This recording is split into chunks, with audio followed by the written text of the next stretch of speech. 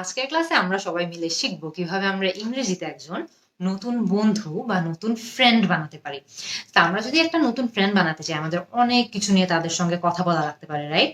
তো আজকে আমরা 10টা বাক্যের মাধ্যমে শিখবো যে কিভাবে খুবই সহজে আমরা চাইলে ইংরেজিতে নতুন বন্ধু বা বান্ধবী বানাতে পারি।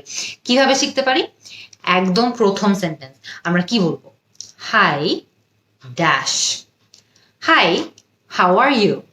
এর মানে হলো হাই তুমি কেমন আছো। Hi how are you doing, এরও মানে হলো যে তুমি কেমন আছো।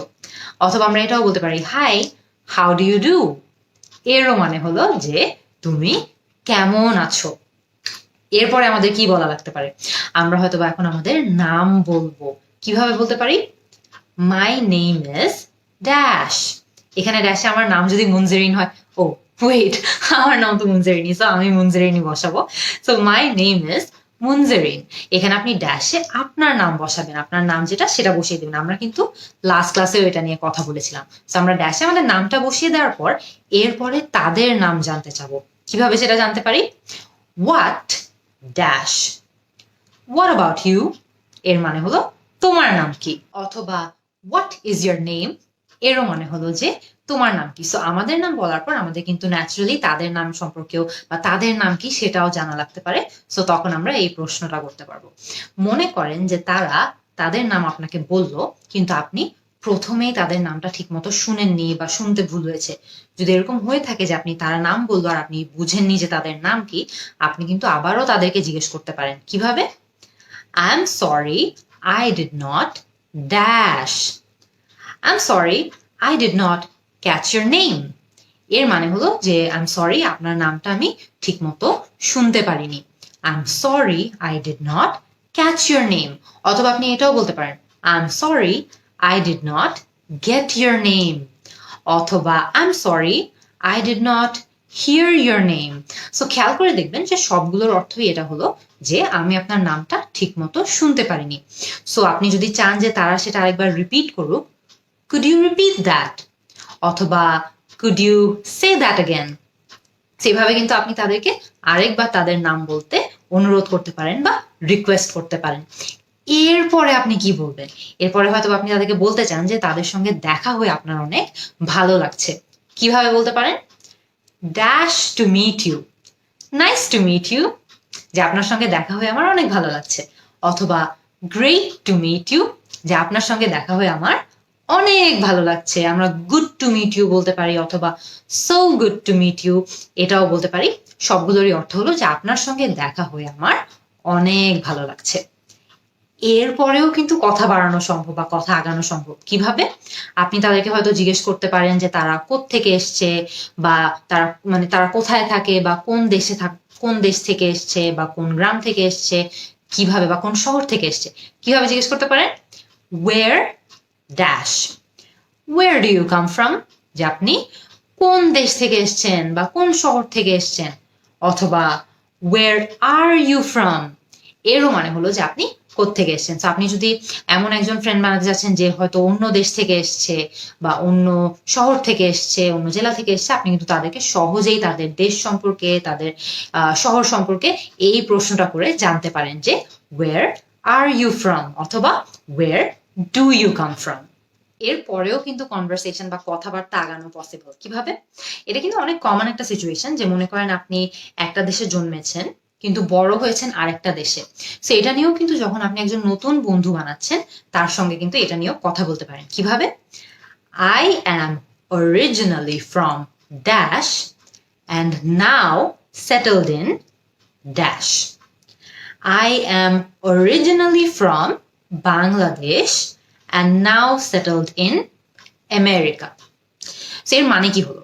যে অরিজিনালি ফ্রম বাংলাদেশ মানে আমি বাংলাদেশে হয়তোবা জন্মেছি, and now settled in America মানে আমি এখন বর্তমানে আমেরিকায় সেটেল আছি। বা এটাও হতে পারে যে আমি বাংলাদেশে হয়তোবা আমার শৈশবকাল কেটেছে, আমি যখন ছোট ছিলাম আমি বাংলাদেশে ছিলাম, এবং এখন আমি আমেরিকায় সেটেলড, বা এখন আমি আমেরিকায় থাকি। সো খেয়াল করে দেখবেন I am originally from dash, এখানে আপনি যেই দেশে জন্মেছেন সেই দেশের কথাটা বলবেন, and now settled in dash, এখন আপনি বর্তমানে অন্য কোনো দেশে যদি সেটেল থাকেন তাহলে সেই দেশের কথা বলবেন। সো আপনার ক্ষেত্রে যদি এরকম হয়ে থাকে যে আপনার জন্ম এক দেশে, বড় হওয়া আরেক দেশে, বা জন্ম এক দেশে, বড় হয়েছেন এক দেশে, কিন্তু বর্তমানে অন্য দেশে আছেন, তখন কিন্তু ইজিলি আপনি এই বাক্যটা ইউজ করতে পারবেন। এরপরেও কিন্তু কথা আগানো সম্ভব। কিভাবে? আপনি কিন্তু এখন তাদের পেশা সম্পর্কে বা তারা কি কাজ করে এটা নিয়ে তাদের সঙ্গে কথা বলতে পারেন। কিভাবে? I am a dash. What about you? I am a graphic designer.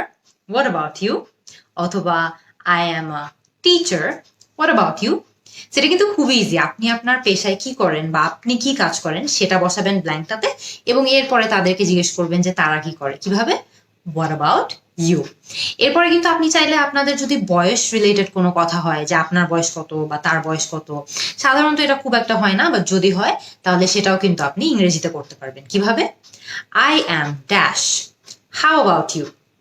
I am 22, মানে আমি 22 বছর, আমার 22 বছর। How about you? মানে আপনার বয়স কত।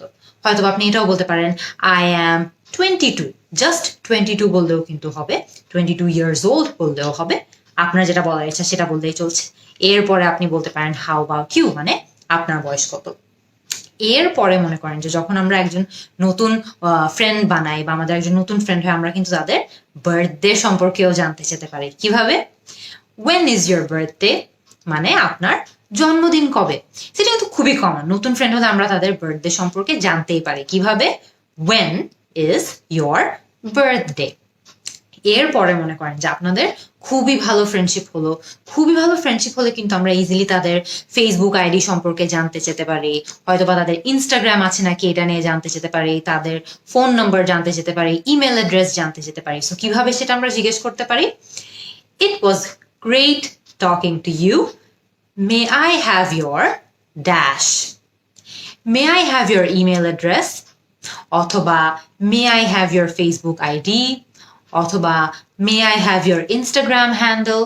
সো খেয়াল করে দেখবেন, আপনি প্রথমে বলেছেন it was great talking to you, এর মানে হলো যে আপনার সঙ্গে কথা বলে আমার অনেক ভালো লেগেছে। এরপর আমরা বলেছি may I have your dash। এখানে ড্যাশে আপনি ফোন নাম্বার চাইলে ফোন নাম্বারের কথা বলতে পারেন, ইমেল অ্যাড্রেস চাইলে ইমেল অ্যাড্রেসের কথা বলতে পারেন, ফেসবুক আইডি চাইলে ফেসবুক আইডির কথা বলতে পারেন। সো আপনি যেটা চাচ্ছেন সেটা বসিয়ে দিলেই হবে। সো আপনাদের যদি খুবই ভালো ফ্রেন্ডশিপ হয়ে থাকে তাহলে কিন্তু আপনি ইজিলি এই বাক্যটা ইউজ করে তাদের কন্ট্যাক্ট ইনফরমেশনও চেতে পারেন। সো আজকে কিন্তু 10টা খুবই ইজি বাক্যের মাধ্যমে আমরা শিখে গেলাম যে কিভাবে খুবই সহজে চাইলে ইংরেজিতে আমরা একজন নতুন ফ্রেন্ডও বানাতে পারি। আমাকে এই বাক্যগুলো ইউজ করে একটা নতুন ফ্রেন্ড বানিয়ে নিচে কমেন্ট সেকশনে জানান। আমি কিন্তু আপনাদের সবার অ্যান্সারের জন্য অপেক্ষায় থাকবো। See you in the next class.